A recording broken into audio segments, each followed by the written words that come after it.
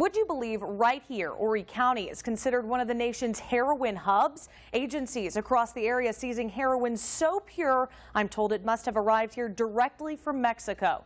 When I began talking to local politicians, law enforcement agents, and your neighbors about the heroin problem, every single one said this story has to be told to serve as a warning and call to action. I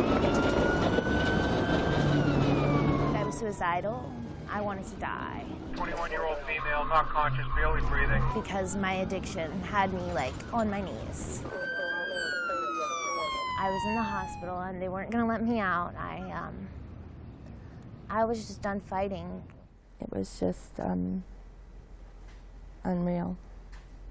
That was 2 months ago. Jocelyn Miller, now 21 years old, began using heroin at 17, right after she and her mother moved to Myrtle Beach from Ohio. There's drug dealers everywhere. There really are, especially on the beach. The beach, it's what draws 14 million tourists to the area each year. 28-year-old Robert Pazzaretti's family thought it would bring a more peaceful lifestyle. Instead, chaos. I started snorting heroin when I was 15. Just months after his family moved from New York. And I did it for like 4 or 5 days straight and then went home and tried to go back to normal, but I didn't know that it was a physical addiction, and I started getting sick.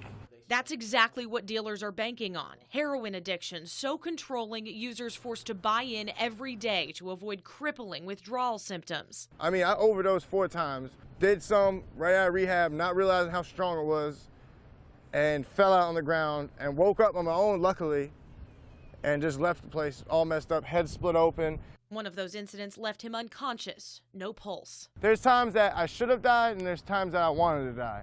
The drug Narcan brought him back. Just a few months ago, it was announced Narcan would be sold over the counter without a prescription in 35 states, including South Carolina, all because of the rise in opioid overdoses. It's almost like warfare.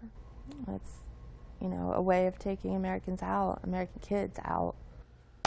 In March, the Florence County Sheriff's Office Narcotics Unit finished up this 50-page study outlining what it calls the heroin epidemic in South Carolina. Out of it, the most jarring information giving us a glimpse into just how much more heroin is coming into our area. The Florence County Sheriff's Office seizing nearly 3,500% more heroin last year than in 2012. Turns out that mother we spoke to wasn't far off in calling this warfare. We learned why after a visit to the Horry County Justice Center. The rise in heroin likely comes from a revelation Mexican drug cartels made more than a decade ago. They saw that Americans were overprescribed in medicine and opiates, and they started selling to their distributor equal amounts of heroin with cocaine. A third of the cases that come through Solicitor Jimmy Richardson's courtroom involve heroin, and that doesn't include other crimes addicts often commit. Now it is to go around and steal anything that's not bolted down. So they work themselves to death going out and stealing, and you see the property crime go way up. It's a drug problem he says he didn't see coming. From a frontline prosecutor, which I started with this office in '98, we never saw heroin. I never expected heroin to take off in Horry and Georgetown counties like it has. I guess I thought, we've got a cocaine problem. But then overdoses started happening more often. Just look at Georgetown County. The Sheriff's Office in 2012 responded to 21 overdose calls. By 2015, that number up to 70. This year, already on track to surpass it. Our DEU started ringing the bell maybe 5 years ago. The Drug Enforcement Unit, suddenly inundated with heroin cases. We've seen college students, we've seen moms, dads, working people, homeless people, you name it.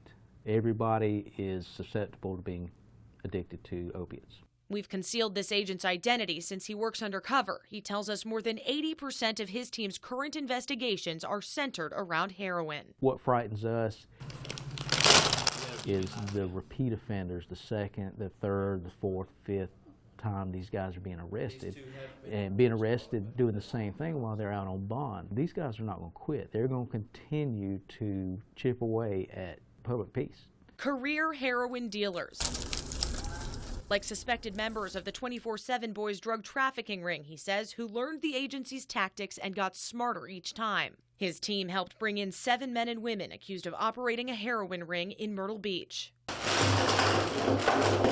Agencies seized nearly 1,000 grams of heroin, guns, and other drugs just last month. It's extremely disheartening. We try, we work all the time, it seems like, and our resources are spread thin, and we're having a hard time getting a handle on the heroin situation. That was a case of success, he tells us. But every day, his team and law enforcement officials across South Carolina are fighting this battle with their hands tied behind their backs because of one state law. South Carolina has become a magnet to those heroin cartels. This time, we find the answers to why with State Representative Alan Clemens. That's a scary thing for us in South Carolina. South Carolina is the only state in the U.S. where money laundering is legal. That means illegally obtained money can be sent anywhere in the world from South Carolina without any regulation. Whatever the business may be where they have tentacles in the United States, the word is out that South Carolina is the place to do business. South Carolina's doors are open. He says many stores along Ocean Boulevard likely covers for money transfer sites. These aren't banks, they're businesses with a legal license to transfer money. Many times they'll set up as a storefront. In one occasion, there was a storefront set up as a cell phone vendor, yet they'd never sold a single cell phone. The tourism industry, he tells us, a perfect cover and a plentiful market for customers down to pay up for heroin. We believe that the majority of these money laundering businesses are focused in Horry County, particularly along the Grand Strand. Clemens says his research shows an estimated $700 million travels through these businesses out of South Carolina each year, and it's totally legal. How does our state keep this legal when every other state in the U.S. has fixed this loophole? It's a real good question. I've been pushing this fight since 2010, actually. That's when the federal government came in and followed the money. 98% of the funds were transferred, originating in Myrtle Beach, ended up in 3 different locations in Mexico. From there, funds were transferred to such entities as Hezbollah, Hamas, human trafficking organizations out of Romania, heroin cartel groups. 6